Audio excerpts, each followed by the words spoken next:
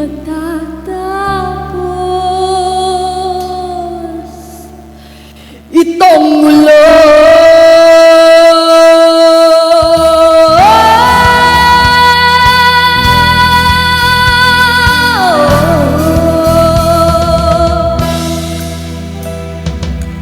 Toto'y bilisan mo ang takbo. Ilagan ng mga bombang nakatutok sa ulo mo. Toto'y tulan ka, tumapa ka kung kailangan, at baka tamaan pa ng mga balang ligaw.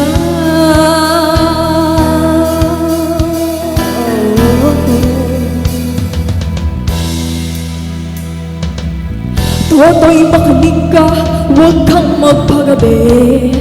Baka magkamalan ka, tumandusay dyan sa tabi.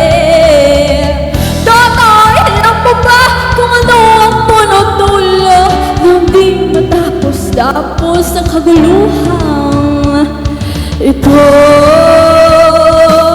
Hindi mulat na tunay na maglaban. Ang huli at tatak ay di siyang dahilan.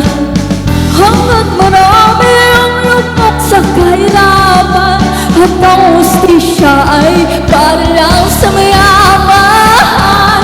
Habang may tat sila at sila ang nasa tuktok, di matatapos itong mulo.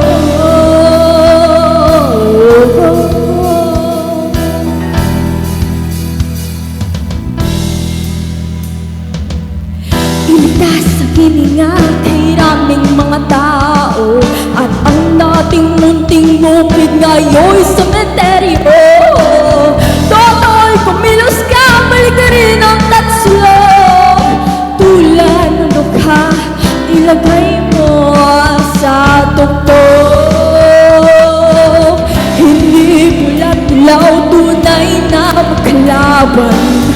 Ang huli at tatak ay di siyang dahilan. Hanggat marami ang lupok sa kahirapan, at ang hustisya ay para lang sa mayaman. Habang may tat sila at sila ang nasa tuktok, di matatapos itong mulo. Habang may tat sila at sila ang nasa tuktok, di matatapos itong mulo. Check this out! At ganito pa ulit-ulit sinasambit ng lola-lola kung paano Pilipino dumanas ng mga nilog doon sa EDSA. Nagkaisa mga tao sa wakas sa bulag na sistema. Hindi pala kunting kanta ka na lang ng isang tata. Sama-sama puso't isip ang layunin nila. Muling alalahanin at gunitain sa sakripisyo na gawaan ng kataan natin. Hey!